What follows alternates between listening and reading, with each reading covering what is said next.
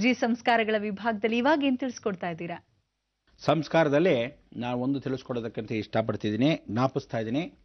ಯಾರ್ಯಾರು ವಿಶೇಷವಾಗಿ ಪ್ರತಿಯೊಬ್ಬ ಮನುಷ್ಯನಿಗೂ ಒಂದಲ್ಲ ಒಂದು ಸಮಯಕ್ಕೆ ಒಂದು ಪರಿಕಲ್ಪನೆ ಮಾಡ್ಕೊಂಡಿರ್ತಾನೆ, ಇವತ್ತ ಕಾಲಕ್ಕೆ ನನ್ನ ಕಷ್ಟ ಪರಿವರ್ತನೆ ಆಗುತ್ತೆ ಅಂತ ಭಾಳ ಜನ ತಿಳ್ಕೊಂಡಿರ್ತಾನೆ. ಅವನಿಗೆ ದೇವ್ರ ಮೇಲೆ ನಂಬಿಕೆ ಇರುತ್ತೆ, ಆ ನಂಬಿಕೆ ಮೇಲೆ ಎಲ್ಲೋ ಹೋಗಿರ್ತಾನೆ, ಆ ಕಾರ್ಯ ಸಿದ್ಧಿ ಆಗುತ್ತೆ. ಹಾಗೆ ಜೀವನದಲ್ಲಿ ಪ್ರತಿಯೊಬ್ಬರಿಗೂ ಕಷ್ಟ ಇದೆ, ಕಷ್ಟವನ್ನು ತಳ್ಳಕ್ಕೆ ಭಾಳ ಕಷ್ಟ. ಆದರೂ ಸಹ ಪ್ರಯತ್ನ ಪಟ್ಟರೆ ಭಗವಂತನ ಹತ್ರ ಇಂಥ ಒಂದು ಮಿರಾಕಲ್ ಕೂಡ ನಡೆಯುತ್ತೆ ಅಂತ ಹೇಳ್ತೀವಿ. ಕೆಲವರೆಲ್ಲ ವೈಜ್ಞಾನಿಕವಾಗಿ ಇದು ನಡೆಯುತ್ತೆ, ವೈಜ್ಞಾನಿಕವಾಗಿ ಅದು ನಡೆಯುತ್ತೆ ಅಂತಾರೆ. ಎಷ್ಟೇ ವೈಜ್ಞಾನಿಕವಾಗಿ ಬೆಳೆದು ನಿಂತರೂ ಸಹ ಭಗವಂತ ಬೇಕೇ ಬೇಕು. ಮಿರಾಕಲ್ ನಡೀಬೇಕಾದ್ರೆ ದೇವರೊಬ್ಬರೇ ಸಾಕ್ಷಿ ರೂಪ. ಯಾಕಂದರೆ ವಿಜ್ಞಾನವನ್ನು ಕಂಡುಹಿಡಿದವನು ಭಗವಂತನೇ, ಅವನ ಮುಖಾಂತರ ಬಂದಿರೋದ್ರಿಂದ ಎಲ್ಲವೂ ಭಗವಂತನ ಕೃಪಾ ಕಟಾಕ್ಷ ಅಂತೀವಿ. ಇವತ್ತು ಜ್ಯೋತಿಷ್ಯವಾಗಲಿ, ವಿಜ್ಞಾನವಾಗಲಿ, ಜಗತ್ತಾಗಲಿ, ನಕ್ಷತ್ರವಾಗಲಿ, ಶಾಸ್ತ್ರ ಸಂಪ್ರದಾಯವಾಗಲಿ, ಪ್ರತಿಯೊಂದೂ ಇವತ್ತಿನ ಏನಿದೆ ಭಗವಂತನ ಸ್ವರೂಪ. ಅದಕ್ಕೆ ಯದ್ಭಾವಂ ತದ್ಭವತಿ, ಭಾವನೆಗಳು ಹೇಗೆ ಇಟ್ಕೊತೀವೋ ಕರ್ತವ್ಯಗಳು ಹಾಗೆ ನಡ್ಸ್ಕೊಳ್ತಾ ಮಾಡ್ಕೊಂಡು ಹೋಗಬೇಕು ಅಂತ. ನಮ್ಮ ಸಂಸ್ಕಾರದಲ್ಲಿ ಏನು ಹೇಳುತ್ತೆ, ಪ್ರತಿಯೊಂದು ನಮ್ಮ ಜೀವನದಲ್ಲಿ ಇವತ್ತಿನ ದಿವಸ ಒಂದು ಪೆನ್, ನಾನು ಅಕೌಂಟೆಂಟ್ ಅಂದರೆ ಆ ಪೆನ್ ಈಸ್ ವೆರಿ ಇಂಪಾರ್ಟೆಂಟ್, ಅದನ್ನು ಪೂಜೆ ಮಾಡ್ಕೋಬೇಕು. ಅಕಸ್ಮಾತ್ ಚಾರ್ಟರ್ಡ್ ಅಕೌಂಟೆಂಟ್ ಅಂದರೆ ಅವನ ಸರ್ಟಿಫಿಕೇಟ್ ಇಟ್ಕೊಂಡು ಪೂಜೆ ಮಾಡೋದಲ್ಲ, ಅವನಿಗಿರ್ತಕ್ಕಂಥ ವಿದ್ಯೆನ ಇವತ್ತು ಅಳವಡಿಸಿ ಅದು ಪೂಜೆ ಪುನಸ್ಕಾರ, ಅವನ ಆ ವಿಚಾರವನ್ನು ತಿಳ್ಕೊಂಡು ಇವತ್ತು ಅಕೌಂಟೆನ್ಸಿನ ಪೂಜೆ ಮಾಡ್ತಕ್ಕಂಥ ವಿಧಾನ. ಅದಕ್ಕೆ ಯಾರದು ಸಾಕ್ಷಾತ್ ವೇದ ವಿಜ್ಞಾನಿಗಳಾಗಿರ್ತಕ್ಕಂಥ ವಿದ್ಯಾ ಸಂಸ್ಥೆಯಾಗಿರ್ತಕ್ಕಂಥ ಎಲ್ಲ ವಿದ್ಯಾದಾನಿಗಳಾಗಿರ್ತಕ್ಕಂಥ ಎಲ್ಲರೂ ವಿದ್ಯಾವಂತರೇ.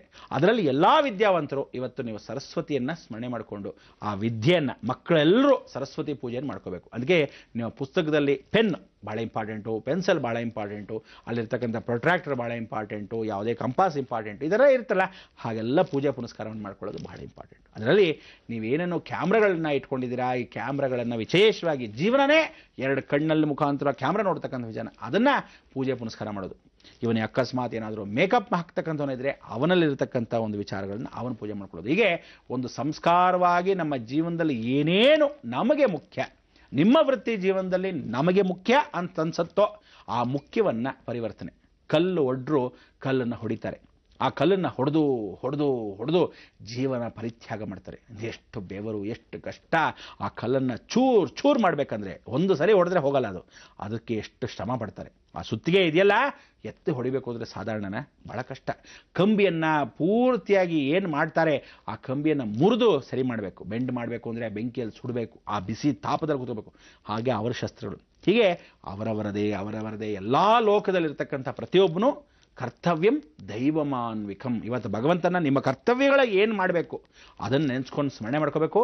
ಪರಶುರಾಮ ಆಯುಧವನ್ನು ಹೇಗೆ ಇಟ್ಕೊಂಡ ಪರಮೇಶ್ವರನಿಂದ ನಿಮ್ಮ ಇವತ್ತೆಲ್ಲರೂ ಆಯುಧಗಳನ್ನು ಇಟ್ಕೊಂಡು ಆ ಸ್ಮರಣೆ ಮಾಡ್ಕೋಬೇಕು. ಹಾಗೆ ಪ್ರತಿಯೊಬ್ಬರಿಗೂ ಹೇಳ್ತಾ ಇದ್ದೀನಿ, ಇನ್ನ ಮೇಲೆ ಇವತ್ತೇ ನಿಮಗೆ ಕೊನೆ. ಯಾರ್ಯಾರು ದರೋಡೆಕೋರಗಳಿದ್ದೀರಾ, ಯಾರ್ಯಾರು ಟೆರರಿಸ್ಟ್ಗಳಿದ್ದೀರಾ, ಯಾರ್ಯಾರು ವಿಶೇಷವಾಗಿ ಕೊಲೆ ದರೋಡೆಗಳು ಮಾಡಿರ್ತಕ್ಕಂಥ ಮೊಚ್ಚುಗಳು ಅದು ಇದು ಅಂತೆಲ್ಲ ಇಟ್ಕೊಂಡಿದ್ರೆ, ಲಾಂಗು ಮೊಚ್ಚು ಅಂತೆಲ್ಲ ಇಟ್ಕೊಂಡಿದ್ರೆ ಎಲ್ಲ ತೆಗೆದು ತಿಪ್ಪೆಗೆ ಬಿಸಾಕಿ ಇವತ್ತು ಹೂಣಬೇಕು. ಯಾಕೆಂದರೆ ಇವತ್ತೇ ನಿಮಗೆ ಕೊನೆಯ ದಿನ ಅದನ್ನೆಲ್ಲ ತ್ಯಾಗ ಮಾಡೋಕ್ಕೆ. ಯಾಕೆಂದರೆ ಪರಶುರಾಮ ತಾನೇ ತನ್ನ ಕೊಡ್ಲಿನ ಬಿಸಾಕ್ಬಿಟ್ಟ. ಯಾಕೆಂದರೆ 21 ಸಲ ದಂಡೆ ಎದ್ದು ಎಲ್ಲ ಕ್ಷತ್ರಿಯ ಧ್ವಂಸ ಮಾಡಿ ಬೇಜಾರಾಗಿ ಒಂದು ಕಲ್ ಮೇಲೆ ಕೂತ್ಕೊಂಡ್ಬಿಡ್ತಾನೆ. ಎಷ್ಟು ಜನಕ್ಕೆ ರಕ್ತಪಾತ ಮಾಡಿದ್ದೀನಿ, ಬೇಡ ಇದು ನನಗೆ ಸಾಕು, ನನಗೆ ಮುಕ್ತಿ ಮೋಕ್ಷ ಬೇಕು ಅಂತ. ನಿಜವಾಗ್ಲೂ ವೀಕ್ಷಕರೇ, ನಿಮ್ಮಲ್ಲಿ ಯಾರಾದರೂ ನಿಮ್ಮ ತಂದೆ ತಾಯಿಂದರು ನಿಮ್ಮ ಮಕ್ಕಳಿಗೆ ಹೇಳ್ತಕ್ಕಂಥವ್ರು ದಯವಿಟ್ಟು ಹೇಳಿ. ಅಕಸ್ಮಾತ್ ಸಹೋದರಗಳಿದ್ದರೆ ಎಲ್ಲರೂ ಹೇಳಿ.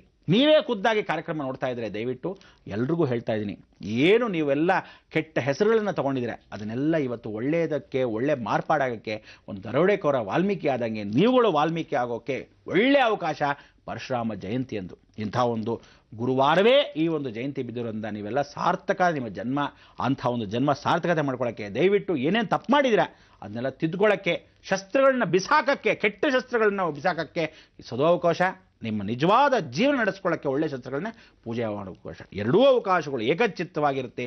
ಮನೋಭಾವನೆ ಚೆನ್ನಾಗಿರಲಿ. ಸೂರ್ಯನಾಡಿ ಆಗಿರ್ತಕ್ಕಂಥದ್ದು ಒಂದು, ಚಂದ್ರನಾಡಿ ಆಗಿರೋದು ಒಂದು. ಕೆಟ್ಟವನು ಇದಾನೇ ಪ್ರಪಂಚದಲ್ಲಿ ಅಂದರೆ ಒಳ್ಳೆಯವರ ಮಧ್ಯೆ ಇದ್ದರೇ ಕಾಣೋದು. ಒಳ್ಳೆಯವನು ನಿಜವಾದ ಒಳ್ಳೆಯವನು ಅನ್ನೋಕ್ಕೆ 108 ಕೆಟ್ಟವರ ಮಧ್ಯ ನಿಂತಾಗಲೇ ಒಳ್ಳೆಯದು ಕಾಣೋದು. ಅದಕ್ಕೆ ಎಷ್ಟು ಕೆಟ್ಟದಿರುತ್ತೋ ಅಷ್ಟು ಒಳ್ಳೆಯದಿರುತ್ತೆ, ಎಷ್ಟು ಒಳ್ಳೆಯದಿರುತ್ತೋ ಅಷ್ಟು ಕೆಟ್ಟದಿರುತ್ತೆ. ಎಲ್ಲರ ಮದುವೆ ಜೀವನ ನಮ್ಮದು ನಡೀಲೇಬೇಕು. ಅದಕ್ಕೆ ಈ ಥರ ಜೀವನ ಮುಂದಕ್ಕೂ ಸಾಗ್ತಾ ಇರಲಿ. ಕಷ್ಟ ಕಾರ್ಪಣ್ಯಗಳಲ್ಲಿ ಗುರು ಅನುಗ್ರಹ ಯಾವತ್ತೂ ಇರಲಿ, ಭಗವಂತನ ಕೃಪಾಕಷ್ಟಕ್ಕೆ ಮದುವೆ ಸದಾ ಇರಲಿ ಅಂತ ಹೇಳ್ತಾ ನಮಸ್ಕರಿಸ್ತಾ ಏನು ಹೇಳಬೇಕು, ಲೋಕ ಸಮಸ್ತ ಸುಖಿನೋ ಭವಂತು, ಸನ್ಮಂಗಳಾನಿ ಭವಂತು. ಗುರುಜಿ, ಒಟ್ನಲ್ಲಿ ನೀವು ಹೇಳ್ತಿದ್ದೀರಾ, ಇವತ್ತು ನಮ್ಮ ಜೀವನವನ್ನ ನಿರೂಪಿಸ್ಕೊಳ್ಳಿಕ್ಕೆ ಯಾವ್ದ್ಯಾವ್ದು ಸಾಧನವಿದೆಯೋ ಅದಕ್ಕೆ ನಾವು ಪೂಜೆ ಸಲ್ಲಿಸ್ಬೇಕು, ಅಂದ್ರೆ ಒಂಥರ ಕೃತಜ್ಞತೆ ಸಲ್ಲಿಸ್ತಾ ಇದೀವಿ ಆ ಭಾವದಿಂದ ಅಂತ ಹೇಳಿದಿರಾ. ಹಾಗೆ ಯಾರ್ಯಾರು ದಂಧೆ ನಡೆಸ್ತಿದ್ರೋ ದಯಮಾಡಿ ಇವತ್ತು ನಿಲ್ಲಿಸ್ಬಿಡಿ ಅಂತ ಹೇಳ್ತಿದ್ದೀರಾ. ಲಾಂಗು ಮಚ್ಚಿಗೆಲ್ಲ ಫುಲ್ ಸ್ಟಾಪ್ ಇಟ್ಟು ಅದನ್ನು ಹೂಣ್ಬಿಡಿ ಅಂತ ಹೇಳ್ತೀರಾ. ಒಂದು ಒಳ್ಳೆಯ ಮಾಹಿತಿಯನ್ನ ನೀಡಿದೀರಾ ನಮ್ಮ ಈ ಕಾರ್ಯಕ್ರಮಕ್ಕೆ. ಆಗಮಿಸಿದ್ದಕ್ಕಾಗಿ ಧನ್ಯವಾದಗಳು.